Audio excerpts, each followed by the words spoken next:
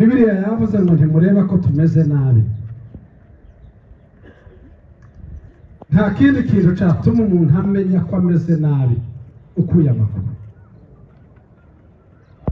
Icya mbere tugiye gukora muri iki gitaramo, tugiye kubanza kwinjira muri karitsiye tubaza amakuru. Nitumara kumenya amakuru biraduheza imbaraga zo kumenya ibikoresho bizatuma tujana ku rugamba. Haleluya. Bibiliya ijambo ry'Imana ryambwiye ngo Mose yatoranije abagabo 12, ariko yarebesheje amaso asanzwe. Abantu babirebe babona abagabo bose bashobora kuja kubaza amakuru, ariko harimo abagabo gusa 10 b'indindagire batazi iyo bahabaja n'iyo bahaba, bari ukucasa gusa. Abantu bari bafite intego yo kumenya amakuru, bari abagabo babiri gusa. Curanga dushaka amakuru papa.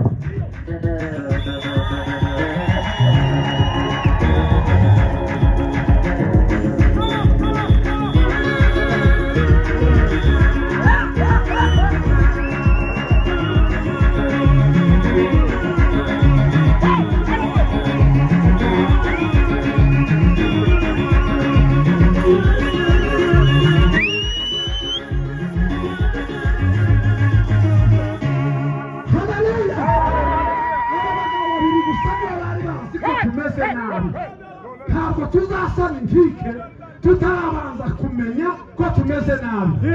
Nimwumve ikintu gitangaje. Hano hari abagabo bakunda amakuru,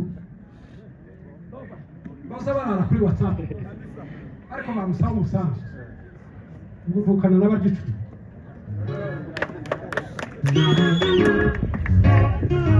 Akunda amakuru, ariko kugira ngo agire ikintu yokora bikamunanira. Kandi amakuru akayashakisha ari kugira ngo abikiritike, ari kugira ngo abitoze. Muri uyu muhamagaro iyo dufite amakuru y'Imana, nta rusaku rw'abagabo 10 nubwo twasigara turi babiri. Dukeneye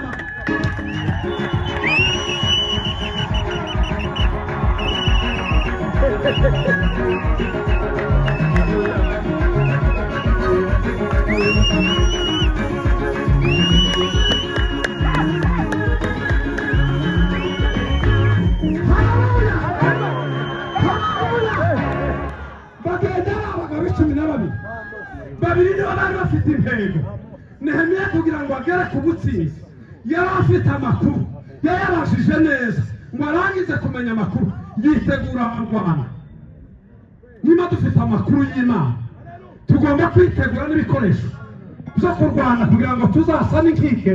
Hariho ababyumva, hariho n'abatabyumva, hariho ababishaka, hariho abatabishaka. Nidushaka dusigare turi babiri. Icya mbere rero ni amakuru. Turashaka amakuru papa.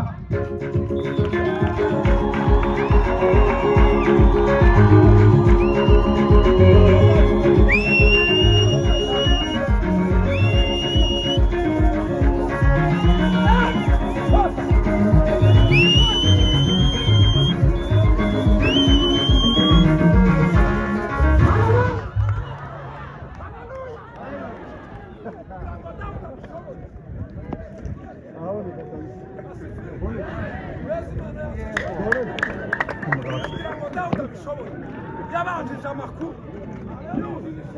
aho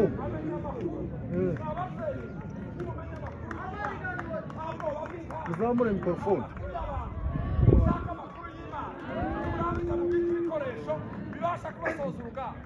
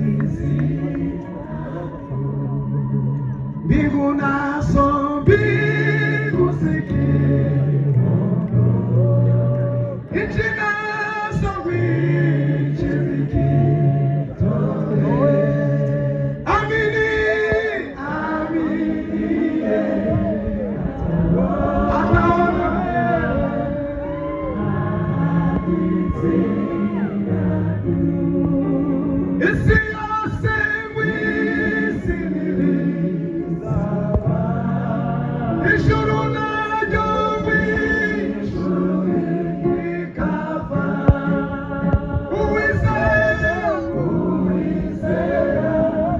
azabona ayo masezerano.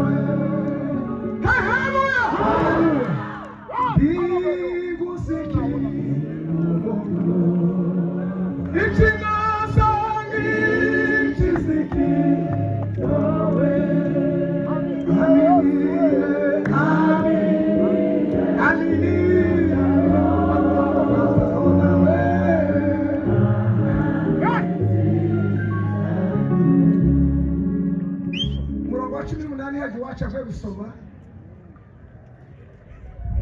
18 kabiri 18 ejo niho nasomye kandi niho tugiye gusubira. Haravuga ngo mbabwira ukuboko kw'Imana yanje uburyo kwangiriye neza, mbabwira n'amagambo umwami yambwiye. Baravuga bati nimuhaguruke twubake, nuko biyungamo bagira imbaraga zo gukora umurimo mwiza. Amen. Ndakoresha iminota mikeya kubera ko muzi ko tuba tugenda tubikora. Mbingu zikiono ikiganza w'iki zikitowe, aminiye atanawe sinadu. Tugiye kuganira ijambo rivuga ngo gukingura inzira zigarura Yesu mu bugingo bwasenyutse. Haleluya. Dufite ijambo twatuganira uyu muri kino giterane, bavuze ko ari ugusana, kandi nimugoroba narabwiye ngo hari impamvu, hari imbaraga duhagarara dukoresha kugira ngo tubashe gusana. Haleluya. Narabwiye ngo nta muntu ushobora gusana adahagaze mu mahame y'Imana. Cya kabiri, nta muntu ushobora gusana neza ngo bikunde adafite amakuru ahagije, adafitanye ubuhamya n'Imana n'ibintu Imana yakoze kuva kera. Kugira ngo Imana isane ibya none ni uguhagarara mu byo yakoze kera ukabihagararamo. Imirimo y'ejo n'imbaraga zifasha umuntu w'uyu munsi kugira ngo agire icyo akora. Haleluya. Hanyuma rero gusana twaravuze ngo ni ugusubiramo ibyari bisanzwe, ariko rero nubwo ari ugusubiramo hari inzira wokingura Yesu akagaruka gusana ubugingo bwasenyutse. Amen. Nasanze Yesu niwe mugabo w'umunyembaraga abantu bose bazi, siko twese tuzi, ariko niwe muntu uzugira itegeko zo gukingura umutima w'umuntu yarinda gikinze. Siko bivuza neza. Yesu arazagira itegeko ntibikunda. Yesu si umunyantegeko. Ariko iyo umuntu yaranditse mu gitabo cy'Ibyahishuriwe Yohana igice cya muri cya 3 umurongo 7-20 yandikira itorero rya Laodikiya, aravuga ngo mpagaze ku rugi ndakomanga, ngo umuntu wese niyumva ijwi ryanje iwe agakingura, pana Yesu ngo akingure, iwe agakingura Yesu ngo azinjira muri we. Koza muri Imana wo kwa Haleluya.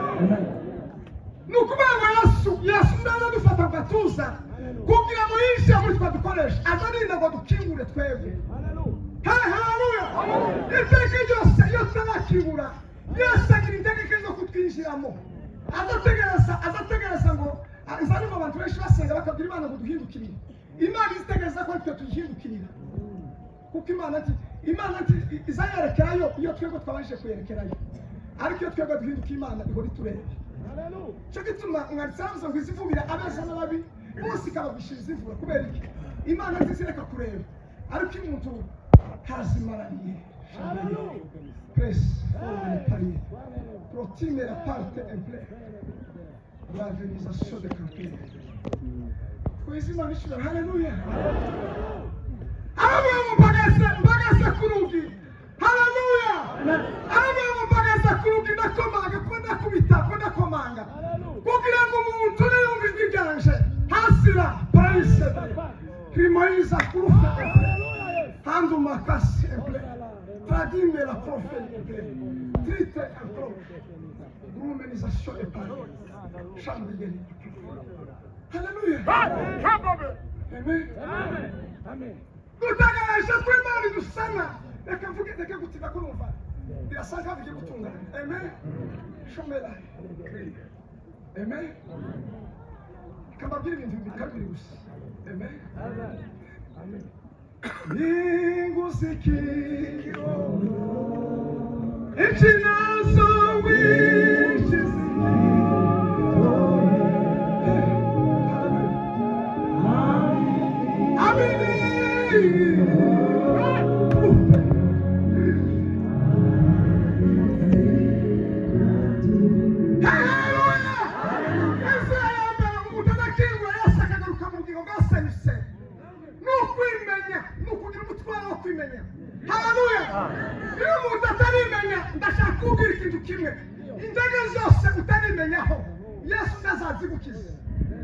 Hallelujah.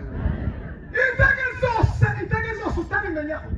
Yesu abashaka ngo dukize ikintu kizotanga ubuhamya. Imbaraga Yesu itizigende gusa. Iyo umuntu urasanze utazi uko muri, ntazakenerwa ko muri batazashimira. Hazakenerwa guhagarara ku ntegeke zawe, izo utarimenya zose. Yesu nziroze dukize.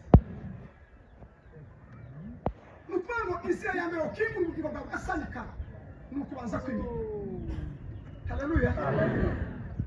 Yesu yigeze gusangira ari mu nzu asangira n'umufarisayo yishyira mu mudamu w'umunyabyaha rwebwa w'umuhana ngo arangize abantu baramubwira bari iyo bari umuhanuzi uzi byose ngo uyu muntu utaba akwegereye ariko ngo araza afata amavuta agamera kuri Yesu ngo arangize Yesu ararira Yesu umuntu ararira ngo arangize Yesu amubara ibyaha ariko iyo bari kubwira Yesu ngo ejewe umunyabyaha ntibikunda abandi batubise ko yakoresha ngo bizokunda ariko umutima kurambwira ngo utegeke mfite ni wowe no kinguruka ukinjiramo twese mari shobora haleluya nukuvuga rero kugira ngo Yesu asane ubugingo bwawe neza haleluya hasanga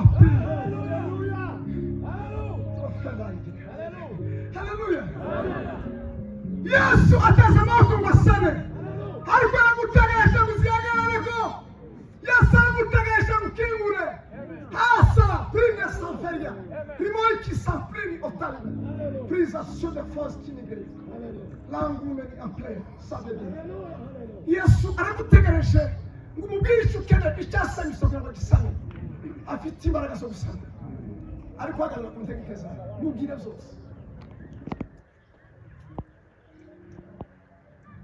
haleluya